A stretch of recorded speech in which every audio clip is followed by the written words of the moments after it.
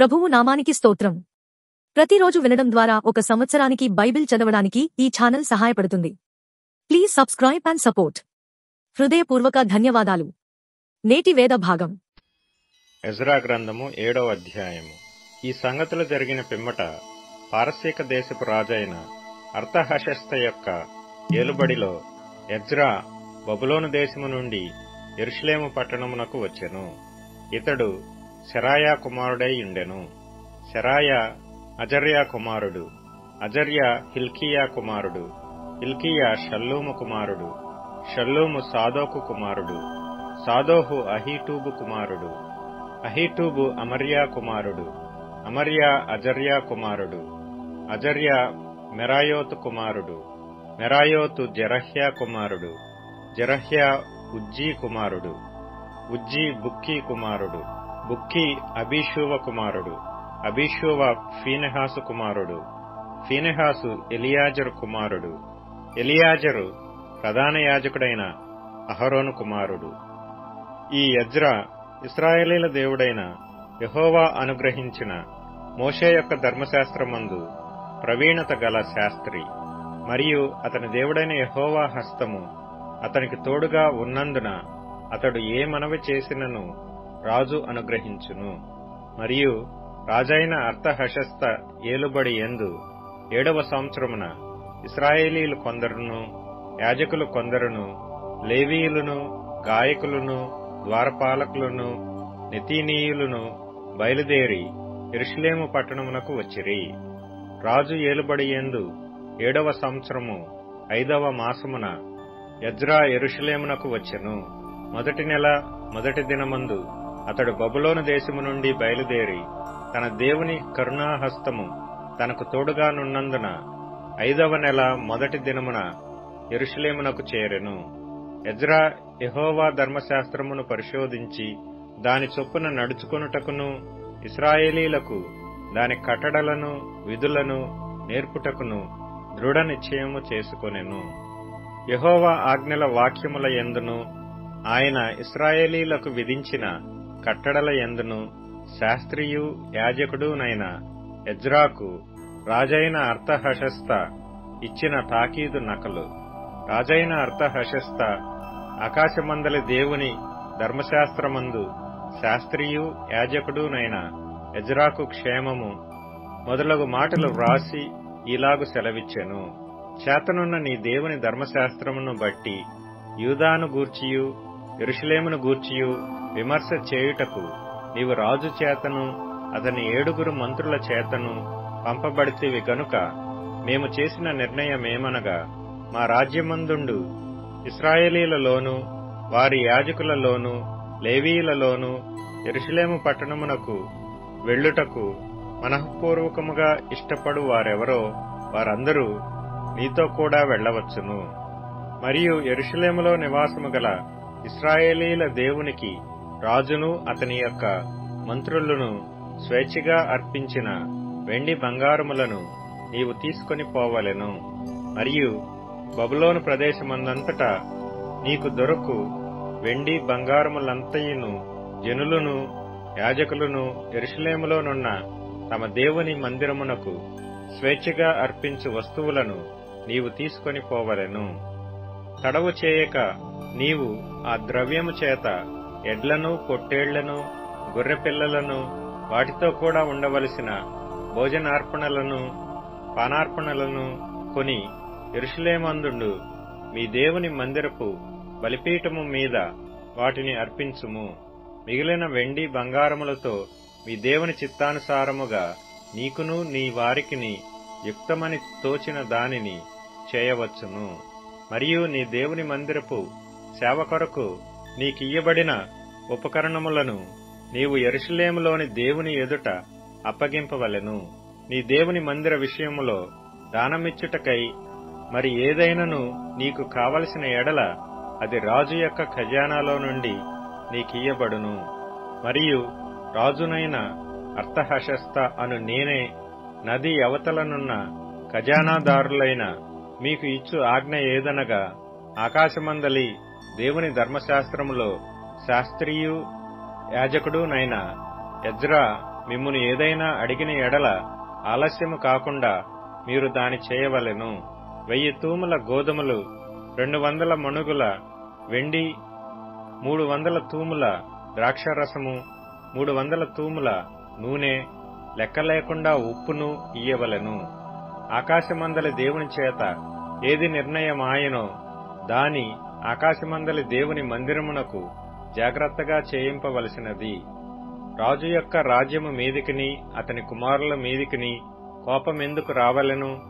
మరియు యాజకులను, లేవీయులను, గాయకులను, ద్వారపాలకులను, నెతీనీయులను, దేవుని మందిరపు సేవకులునైన వారందరినీ గూర్చి మేము మీకు నిర్ణయించినదేమనగా, వారికి శిస్తుగాని, సుంకముగాని, పన్నుగాని వేయుట కట్టడపు న్యాయము కాదని తెలుసుకొనుడి. మరియు ఎజ్రా, నది అవతలనున్న జనులకు తీర్పు తీర్చుటకై నీ దేవుడు నీకు దయచేసిన జ్ఞానము చొప్పున నీవు నీ దేవుని యొక్క ధర్మశాస్త్ర విధులను తెలుసుకొనిన వారిలో కొందరిని అధికారులుగాను న్యాయాధిపతులుగాను ఉంచవలెను. ఆ ధర్మశాస్త్ర విషయములో తెలియని వారెవరో వారికి నేర్పవలెను. నీ దేవుని ధర్మశాస్త్రము గాని రాజు యొక్క చట్టము గాని గైకొనని వాడెవడో త్వరగా విచారణ చేసి మరణశిక్ష అయినను, స్వదేశ త్యాగమైనను, ఆస్తి జప్తి అయినను, ఖైదునైనను వానికి విధింపవలెను. యెరూషలేములో నుండి యెహోవా మందిరమును అలంకరించుటకు రాజునకు బుద్ధి పుట్టించినందునను, రాజును అతని మంత్రులను, రాజు యొక్క మహాధిపతులను నాకు దయ అనుగ్రహింపజేసినందునను మన పితరుల దేవుడైన యెహోవాకు స్తోత్రము కలుగునుగాక. నా దేవుడైన యెహోవా హస్తము నాకు తోడుగా ఉన్నందున నేను బలపరచబడి నాతో కూడా వచ్చుటకు ఇశ్రాయేలీల ప్రధానులను సమకూర్చితిని. ఎజ్రా గ్రంథము 8వ అధ్యాయం. రాజైన అర్తహషస్త ఏలుబడి కాలమందు బబులోను దేశము నుండి నాతో కూడా వచ్చిన ఇంటి పెద్దల వంశావళి. ఫీనెహాసు వంశములో గెర్షోమును, ఈతామారు వంశములో దానియేలును, దావీదు వంశములో హట్టూషును, షెకన్యా పరోషుల వంశములో జకర్యాయు వంశావళికి 150 మంది పురుషులను లెక్కింపబడిరి. పహత్మోయాబు వంశములో జెరహ్యా కుమారుడైన ఎల్యోయేనయియు 200 మంది పురుషులను, షెకన్యా వంశములో యహజీయేలు కుమారుడును 300 మంది పురుషులను, ఆదీను వంశములో యోనాతాను కుమారుడైన ఎబెదును 50 మంది పురుషులను, ఏలాము వంశములో అతల్యా కుమారుడైన యషయాయు 70 మంది పురుషులను, షెఫట్యా వంశములో మిఖాయేలు కుమారుడైన జబద్యాయు 80 మంది పురుషులను, యోవాబు వంశములో యెహీయేలు కుమారుడైన ఓబద్యాయు 218 మంది పురుషులను, షెలోమీతు వంశంలో యోసిప్యా కుమారుడును 160 మంది పురుషులను, బేబై వంశములో బేబై కుమారుడైన జకర్యాయు 28 మంది పురుషులను, అజ్గాదు వంశములో హక్కాటాను కుమారుడైన యోహోనానును 110 మంది పురుషులను, అదోనీకాము యొక్క చిన్న కుమారులలో ఎలీపెలెటును, యెహీయేలును, షమయాయు 60 మంది పురుషులను, బిగ్వయు వంశములో ఊతయ్యును, జబ్బూదును 70 మంది పురుషులను. వీరిని నేను అహవా వైపునకు పారు నది యొద్దకు సమకూర్చితిని. అచ్చట మేము 3 దినములు గుడారములలో ఉంటిమి. అంతలో నేను జనులను యాజకులను తనిఖీ చూడగా లేవీయుడొకడునూ నాకు కనపడలేదు. అప్పుడు నేను పెద్దలైన ఎలీయేజరు, అరీయేలు, షమయా, ఎల్నాతాను, యారీబు, ఎల్నాతాను, నాతాను, జకర్యా, మెషుల్లాము అనువారిని, ఉపదేశకులగు యోయారీబు, ఎల్నాతానులను పిలువనంపించి కాసిప్యా అను స్థలమందుండు అధికారి అయిన ఇద్దో యొద్దకు వారిని పంపి, మా దేవుని మందిరమునకు పరిచారకులను మా యొద్దకు తీసుకుని వచ్చున్నట్లుగా కాసిప్యా అను స్థలమందుండు ఇద్దోతోనూ అతని బంధువులైన నెతనీయులతోనూ చెప్పవలసిన మాటలను వారికి తెలియజెప్పితిని. మా దేవుని కరుణాహస్తము మాకు తోడుగా ఉన్నందున వారు ప్రజ్ఞావంతుడైన ఒకనిని, షేరేబ్యాను, అతని కుమారులను, సహోదరులను 18 మందిని తోడుకొని వచ్చిరి. ఆ ప్రజ్ఞావంతుడు మహలి కుమారులలో ఒకడు. ఈ మహలి ఇశ్రాయేలునకు పుట్టిన లేవి వంశస్థుడు. హషబ్యాను అతనితో కూడా మెరారి కుమారుడగు యెషయాను, అతని బంధువులును, వారి కుమారులునైన 20 మందిని వారు తోడుకొని వచ్చిరి. మరియు లేవీయులు చేయవలసిన సేవలో తోడ్పడుటకై దావీదును అధిపతులను నిర్ణయించిన నెతీనీయులలో 220 మంది వచ్చిరి. వీరందరూ పేర్లు ఉదాహరింపబడి నియమింపబడిన వారు. అప్పుడు దేవుని సన్నిధిని మమ్మను మేము దుఃఖపరుచుకొని, మాకును మా చిన్నవారికిని మా ఆస్తికిని శుభ ప్రయాణము కలుగునట్లుగా ఆయనను వేడుకొనుటకు అహవా నది దగ్గర ఉపవాసముండుడని ప్రకటించితిని. మేలు కలుగజేయుటకై ఆయనను ఆశ్రయించు వారికందరికిని మా దేవుని హస్తము తోడుగా ఉండును గాని, ఆయన హస్తమును ఆయన ఉగ్రతయు ఆయనను విసర్జించు వారందరి మీదికి వచ్చునని మేము రాజుతో చెప్పి ఇంటిమి గనుక, మార్గమందున్న శత్రువుల విషయమై మాకు సహాయము చేయునట్లు కాల్బలమును రౌతులను రాజునొద్ద కావలనని మనవి చేయుటకు సిగ్గు నాకు తోచెను. మేము ఉపవాసముండి ఆ సంగతిని బట్టి మా దేవుని వేడుకొనగా ఆయన మా మనవిని అంగీకరించెను. గనుక నేను యాజకులలో నుండి ప్రధానులైన 12 మందిని, అనగా షేరేబ్యాను, హషబ్యాను, వీరి బంధువులలో 10 మందిని ఏర్పరచి మా దేవుని మందిరమును ప్రతిష్ఠించుట విషయములో రాజును అతని మంత్రులను అధిపతులను అక్కడనున్న ఇశ్రాయేలీలందరూ ప్రతిష్ఠించిన వెండి బంగారములను ఉపకరణములను తూచి వారికి అప్పగించితిని. 1300 మణుగుల వెండిని, 200 మణుగుల వెండి ఉపకరణములను, 200 మణుగుల బంగారమును, 7000 తులములు గల 20 బంగారపు గిన్నెలను, బంగారమంతా వెలగల పరిశుద్ధమైన 2 రాగి పాత్రలను తూచి వారి చేతికి అప్పగించి, మీరు యెహోవాకు ప్రతిష్ఠింపబడిన వారు, పాత్రలను ప్రతిష్ఠితములైనవి. ఈ వెండి బంగారములను మీ పితరుల దేవుడైన యెహోవాకు స్వేచ్ఛార్పణలయ్యున్నవి. కాబట్టి మీరు యెరూషలేములో యెహోవా మందిరపు ఖజానా గదులలో యాజకుల యొక్కయు, లేవీయుల యొక్కయు, ఇశ్రాయేలు పెద్దల యొక్కయు, ప్రధానులైన వారి ఎదుట వాటిని తూచి అప్పగించు వరకు వాటిని భద్రముగా ఉంచుడని వారితో చెప్పితిని.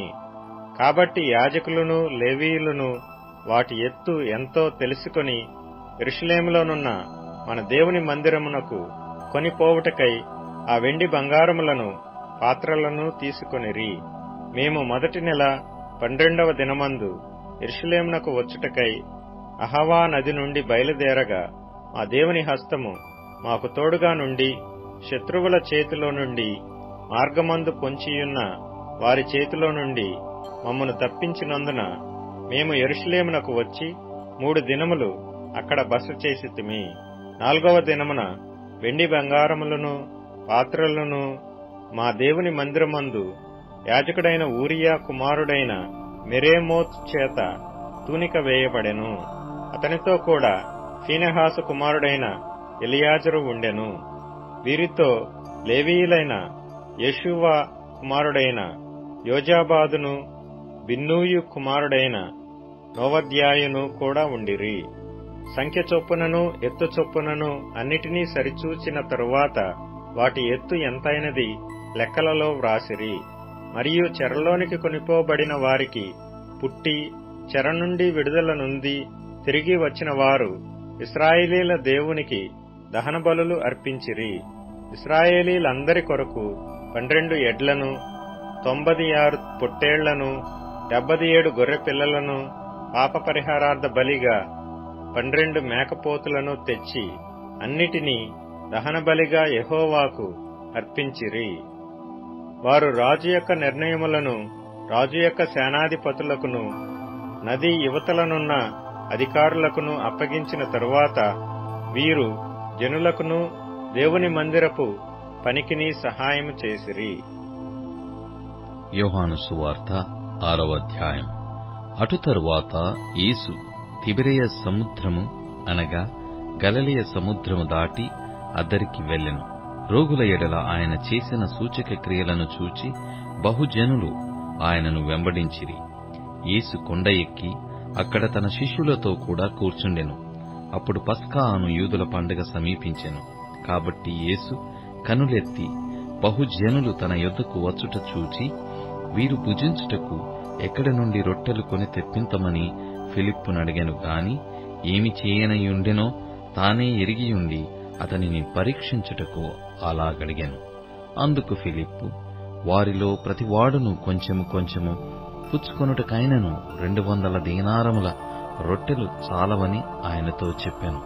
ఆయన శిష్యులలో ఒకడు అనగా సీమోను పేతురు సహోదరుడైన ఆంద్రయ, ఇక్కడ ఉన్న ఒక చిన్నవాని యొద్ద 5 యువల రొట్టెలు 2 చిన్న చేపలున్నవి కాని ఇంతమందికి ఇవి ఏమాత్రమని ఆయనతో అనగా యేసు జనులను కూర్చుండబెట్టుడని చెప్పెను. ఆ చోట చాలా పచ్చికయుండెను గనుక లెక్కకు ఇంచుమించు 5,000 మంది పురుషులు కూర్చుండిరి. యేసు ఆ రొట్టెలు పట్టుకొని కృతజ్ఞతాస్తుతులు చెల్లించి కూర్చున్న వారికి వడ్డించెను. అలాగున చేపలు కూడా వారికిష్టమైనంత మట్టుకు వడ్డించెను. వారు తృప్తిగా తినిన తరువాత ఏమీయూ నష్టపడకుండా మిగిలిన ముక్కలు పోగు చేయుడని తన శిష్యులతో చెప్పెను. కాబట్టి వారు భుజించిన తరువాత వారి యొద్ద మిగిలిన 5 యువల రొట్టెల ముక్కలు పోగు చేసి 12 గంపలు నింపిరి. ఆ మనుష్యులు యేసు చేసిన సూచక క్రియను చూచి, నిజముగా ఈ లోకమునకు రాబోవు ప్రవక్త ఈయనే అని చెప్పుకొనిరి. రాజుగా చేయుటకు వారు వచ్చి తన్ను బలవంతముగా పట్టుకొనబోచున్నారని యేసు ఎరిగి మరల కొండకు ఒంటరిగా వెళ్ళెను. సాయంకాలమైనప్పుడు ఆయన శిష్యులు సముద్రమునొద్దకు వెళ్లి దోణి ఎక్కి సముద్రపుటద్దరినున్న కపెర్నహూమునకు పోవుచుండిరి. అంతలో చీకటాయెను గాని యేసు వారి యొద్దకు ఇంకనూ రాలేదు. అప్పుడు పెద్ద గాలి విసరగా సముద్రము పొంగుచుండెను. వారు ఇంచుమించు 2 కోసుల దూరము దోణెను నడిపించిన తరువాత యేసు సముద్రము మీద నడుచుచు తమ దోణె దగ్గరకు వచ్చుట చూచి భయపడిరి. అయితే ఆయన నేనే, భయపడకుడని వారితో చెప్పెను. కనుక ఆయనను దోణె మీద ఎక్కించుకొనుటకు వారికిష్టపడిరి. వెంటనే ఆ దోణె వారు వెలుచున్న ప్రదేశమునకు చేరెను. మరునాడు సముద్రపుటద్దరిని నిలిచియున్న జనసమూహము వచ్చి చూడగా ఒక చిన్న దోణె తప్ప అక్కడ మరి ఒకటి లేదని యేసు తన శిష్యులతో కూడా దోణె ఎక్కలేదు గాని ఆయన శిష్యులు మాత్రమే వెళ్ళిరనియు తెలుసుకొనిరి. అయితే ప్రభువు కృతజ్ఞతాస్తుతులు చెల్లించినప్పుడు వారు రొట్టె భుజించిన చోటు నకు దగ్గరనున్న తిబెరియ నుండి వేరే చిన్న దోణెలు వచ్చెను. కాబట్టి యేసును ఆయన శిష్యులను అక్కడ లేకపోవుట జనసమూహము చూచినప్పుడు వారా చిన్న దోణె లెక్కి యేసును వెదుకుచు కపెర్నహూమునకు వచ్చిరి. సముద్రపుటద్దరిని ఆయనను కనుగొని, బోధకుడా, నీవెప్పుడు ఇక్కడికి వచ్చితివని అడగగా యేసు, మీరు సూచనలను చూచుట వలన కాదు గాని రొట్టెలు భుజించి తృప్తి పొందుట వలననే నన్ను వెదుకుచున్నారని మీతో నిశ్చయముగా చెప్పుచున్నాను. క్షయమైన ఆహారము కొరకు కష్టపడకుడి గాని నిత్యజీవము కలుగజేయు అక్షయమైన ఆహారము కొరకే కష్టపడుడి. మనుష్య కుమారుడు దానిని మీకిచ్చును. ఇందుకై తండ్రి అయిన దేవుడు ఆయనకు ముద్ర వేసి ఉన్నాడని చెప్పెను. వారు, మేము దేవుని క్రియలు జరిగించుట ఏమి చేయవలెనని ఆయనను అడగగా యేసు, ఆయన పంపిన వాని యందు మీరు విశ్వాసముంచుటయే దేవుని క్రియయని వారితో చెప్పెను. వారు, అట్లయితే మేము చూచి నిన్ను విశ్వసించుటకు నీవు ఏ సూచక క్రియ చేయుచున్నావు, ఏమి జరిగించుచున్నావు, భుజించుటకు పరలోకము నుండి ఆయన ఆహారము వారికి అనుగ్రహించెను అని వ్రాయబడినట్టు మన పితరులు అరణ్యంలో మన్నాను భుజించిరని ఆయనతో చెప్పిరి. కాబట్టి యేసు, పరలోకము నుండి వచ్చు ఆహారము మోషే మీకియ్యలేదు, నా తండ్రియే పరలోకము నుండి వచ్చు నిజమైన ఆహారము మీకనుగ్రహించుచున్నాడు. పరలోకం నుండి దిగివచ్చి లోకమునకు జీవమునిచ్చినది దేవుడనుగ్రహించు ఆహారమయ్యున్నదని మీతో నిశ్చయముగా చెప్పుచున్నానని వారితో చెప్పెను. కావున వారు, ప్రభువా, ఈ ఆహారము ఎల్లప్పుడూ మాకు అనుగ్రహించుమనిది. అందుకు యేసు వారితో ఇట్లనెను, జీవాహారము నేనే. నా యొద్దకు వచ్చువాడు ఏమాత్రమును ఆకలిగొనడు. నా యందు విశ్వాసముంచువాడు ఎప్పుడునూ దప్పికొనడు. మీరు నన్ను చూచి యుండియు విశ్వసింపకయున్నారని మీతో చెప్పితిని. తండ్రి నాకు అనుగ్రహించు వారందరూ నా యొద్దకు వత్తురు. నా యొద్దకు వచ్చువానిని నేనెంతమాత్రమును బయటికి త్రోసివేయను. నా ఇష్టమును నెరవేర్చుకొనుటకు నేను రాలేదు. నన్ను పంపిన వాని చిత్తము నెరవేర్చుటకే పరలోకము నుండి దిగి వచ్చితిని. ఆయన నాకు అనుగ్రహించిన దాని అంతటిలో నేనేమియూ పోగొట్టుకొనక అంత్యదినమున దాని లేపుటయే నన్ను పంపిన వాని చిత్తమయ్యున్నది. కుమారుని చూచి ఆయన యందు విశ్వాసముంచు ప్రతివాడును నిత్యజీవము పొందుటయే నా తండ్రి చిత్తము. అంత్యదినమున నేను వానిని లేపుదును. కాబట్టి నేను పరలోకము నుండి దిగివచ్చిన ఆహారమని ఆయన చెప్పినందున యూదులు ఆయనను గూర్చి సనుగుకొనుచు, ఈయన యోసేపు కుమారుడైన యేసు కాడా? ఈయన తల్లిదండ్రులు మన మెరుగుదుము గదా? నేను పరలోకం నుండి దిగివచ్చి ఉన్నానని ఈయన ఎలాగో చెప్పుచున్నాడనిది. అందుకు యేసు, మీలో మీరు సనుగు కొనకుడి. నన్ను పంపిన తండ్రి వానిని ఆకర్షించితేనే గాని ఎవడునూ నా యొద్దకు రాలేడు. అంత్యదినమున నేను వానిని లేపుదును. వారందరూ దేవుని చేత బోధింపబడుదురు అని ప్రవక్తల లేఖనములలో వ్రాయబడి ఉన్నది గనుక తండ్రి వలన విని నేర్చుకొనిన ప్రతివాడును నా యొద్దకు వచ్చును. దేవుని యొద్ద నుండి వచ్చినవాడు తప్ప మరి ఎవడునూ తండ్రిని చూచియుండలేదు. ఈయనే తండ్రిని చూచియున్నాడు. విశ్వసించువాడే నిత్యజీవము గలవాడు.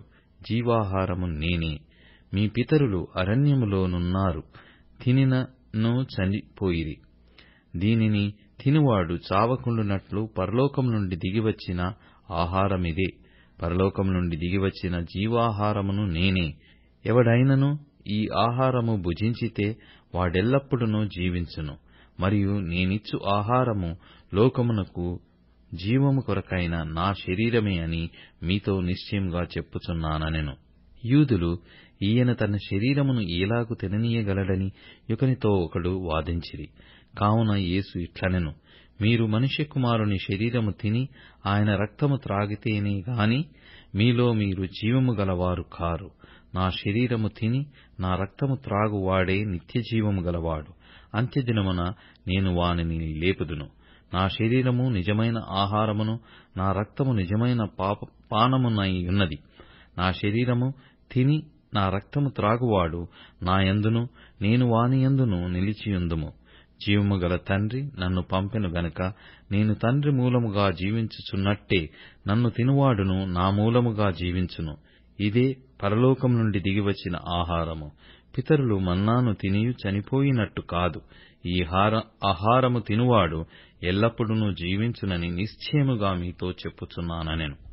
ఆయన కపెర్నహూములో బోధించుచు సమాజ మందిరములో ఈ మాటలు చెప్పెను. ఆయన శిష్యులలో అనేకులు ఈ మాట విని, ఇది కఠినమైన మాట, ఇది ఎవడు వినగలడని చెప్పుకొనిరి. యేసు తన శిష్యులు దీనిని గూర్చి సనుగు కొనుచున్నారని తనకు తానే ఎరిగి వారితో ఇట్లనెను, దీనివలన మీరు అభ్యంతరపడుచున్నారా? అలాగైతే మనుష్య కుమారుడు మునుపున్న చోటనకు ఎక్కుట మీరు చూచిన ఎడల ఏమందురు? ఆత్మయే జీవింపచేయుచున్నది, శరీరము కేవలము నిష్ప్రయోజనము. నేను మీతో చెప్పియున్న మాటలు ఆత్మయు జీవమునయున్నవి గాని మీలో విశ్వసించని వారు కొందరున్నారని వారితో చెప్పెను. విశ్వసించని వారెవరో, తన్ను అప్పగింపబోవువాడెవడో మొదటి నుండి యేసునకు తెలియను. మరియు ఆయన తండ్రి చేత వానికి కృప అనుగ్రహింపబడుట కంటే ఎవడునూ నా యొద్దకు రాలేడని ఏ హేతువును బట్టి మీతో చెప్పితినెను. అప్పటి నుండి ఆయన శిష్యులలో అనేకులు వెనుక తీసి మరి ఎన్నడూనూ ఆయనను వెంబడింపలేదు. కాబట్టి యేసు, మీరు కూడా వెళ్లిపోవలెనని యున్నారా అని 12 మందిని అడుగగా, సీమోను పేతురు, ప్రభువా, ఎవని యొద్దకు వెళ్ళుదుము? నీవే నిత్యజీవపు మాటలు గలవాడవు, నీవే దేవుని పరిశుద్ధుడవని మేము విశ్వసించి ఎరిగి ఉన్నామని ఆయనతో చెప్పెను. అందుకు యేసు, నేను మిమ్మును 12 ఏర్పరచుకొనలేదా? మీలో ఒకడు సాతాను అని వారితో చెప్పెను. సీమోను ఇస్కరియోతు కుమారుడైన యూదా 12 మందిలో ఒకడైయుండి ఆయన నప్పగింపబోవుచుండెను గనుక వాని గూర్చి ఆయన ఈ మాట చెప్పెను. కీర్తనల గ్రంథం 18వ కీర్తన. యెహోవా నా బలమా, నేను నిన్ను ప్రేమించుచున్నాను. యెహోవా నా శైలము, నా కోట, నన్ను రక్షించువాడు, నా కేడెము, నా రక్షణ శృంగము, నా ఉన్నత దుర్గము, నా దేవుడు, నేను ఆశ్రయించియున్న నా దుర్గము. కీర్తనీయుడైన యెహోవాకు నేను మొర్రపెట్టగా ఆయన నా శత్రువుల చేతిలో నుండి నన్ను రక్షించును. మరణపాశములు నన్ను చుట్టుకొనగను, భక్తిహీనులు వరద పొరలు వలె నా మీద పడి బెదరింపగను. పాతాళపు పాశములు నన్ను అరికట్టగను, మరణపు ఉరులు నన్ను ఆవరింపగను. నా శ్రమలో నేను యెహోవాకు మొర్రపెట్టి తిని, నా దేవునికి ప్రార్థన చేసి తిని. ఆయన తన ఆలయములో ఆలకించి నా ప్రార్థనను అంగీకరించెను. నా మొర్ర ఆయన సన్నిధిని చేరి ఆయన చెవుల జొచ్చెను. అప్పుడు భూమి కంపించి అదిరెను, పర్వతముల పునాదులు వణికెను. ఆయన కోపింపగా అవి కంపించెను. ఆయన నాసికారంధ్రముల నుండి పొగ పుట్టెను, ఆయన నోట నుండి అగ్ని వచ్చి దహించెను. నిప్పు కణములు రాజబెట్టెను, మేఘములను వంచి ఆయన వచ్చెను. ఆయన పాదముల క్రింద గాఢాంధకారము కమ్మియుండెను. కెరూబు మీద ఎక్కి ఆయన ఎగిరి వచ్చెను, గాలి రెక్కల మీద ప్రత్యక్షమాయెను. గుడారము వలె అంధకారము తన చుట్టూ వ్యాపింపజేసెను. జలాంధకారమును ఆకాశ మేఘములను తనకు మాటుగా చేసుకొనెను. ఆయన సన్నిధి కాంతిలో నుండి మేఘములను వడగండ్లును మండుచున్న నిప్పులను దాటిపోయెను. యెహోవా ఆకాశమందు గర్జన చేసెను, సర్వోన్నతుడు తన ఉరుము ధ్వని పుట్టించెను. వడగండ్లను మండుచున్న నిప్పులను రాలెను. ఆయన తన బాణములు ప్రయోగించి శత్రువులను చెదరగొట్టెను. మెరుపులు మెండుగా మెరిపించి వారిని ఓడగొట్టెను. యెహోవా, నీ నాసికారంధ్రముల ఊపిరిని నీవు వడిగా విడువగా, నీ గద్దింపునకు ప్రవాహముల అడుగు భాగములు కనబడెను.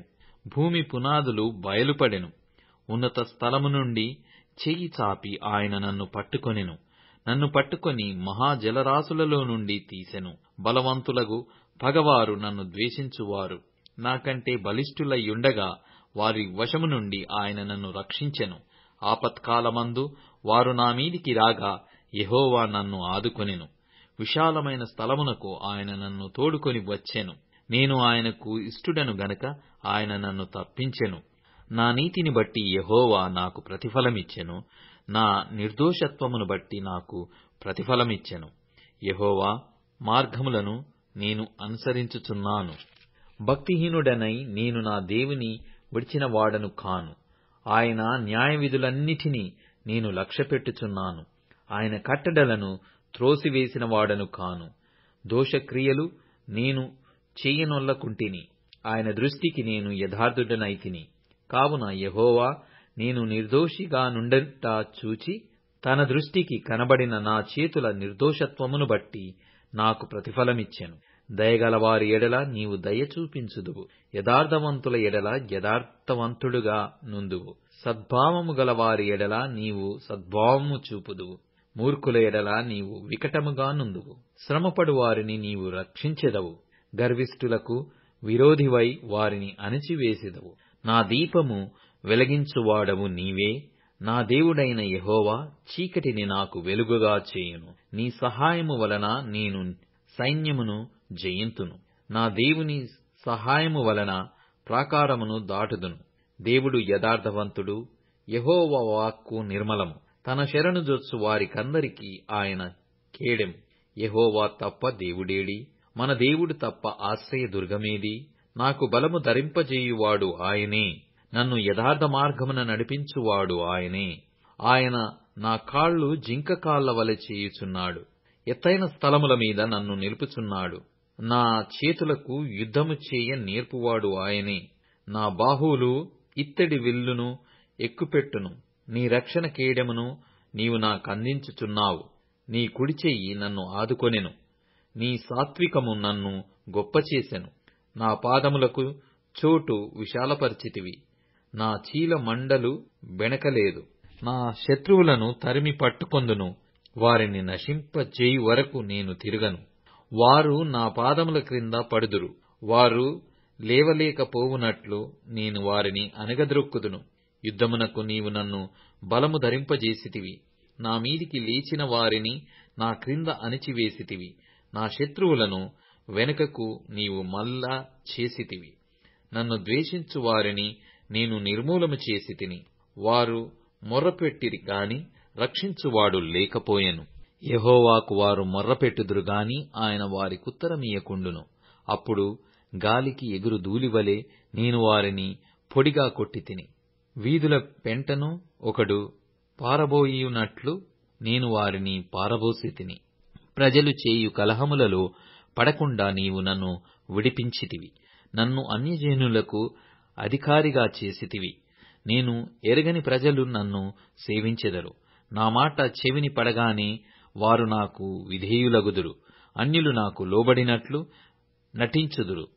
అన్యులు నిస్త్రాణ గలవారై వణుకుచు తమ దుర్గములను విడిచి వచ్చెదరు. యెహోవా జీవము గలవాడు. నా ఆశ్రయ దుర్గమైన వాడు స్తోత్రార్హుడు. నా రక్షణకర్తయైన దేవుడు బహుగా స్తుతి నొందునుగాక. ఆయన నా నిమిత్తము ప్రతిదండన చేయు దేవుడు. జనములను నాకు లోపర్చువాడు ఆయనే. ఆయన నా శత్రువుల చేతిలో నుండి నన్ను విడిపించును. నా మీదికి లేచువారి కంటే ఎత్తుగా నీవు నన్ను హెచ్చించుదువు. బలాత్కారము చేయు మనుష్యుల చేతిలో నుండి నీవు నన్ను విడిపించుదువు. అందువలన యెహోవా అన్యజనులలో నేను నిన్ను ఘనపరచెదను. నీ నామ కీర్తన గానము చేసెదను. నీవు నియమించిన రాజునకు గొప్ప రక్షణ కలుగుజేయువాడవు. అభిషేకించిన దావీదునకును అతని సంతానమునకును నిత్యము కనికరము చూపువాడవు. ఇప్పుడు ట్యూన్ఇన్, స్పాటిఫై, అమెజాన్ మ్యూజిక్ మరియు యూట్యూబ్ మ్యూజిక్ లో కూడా అందుబాటులో ఉంది. Please follow us.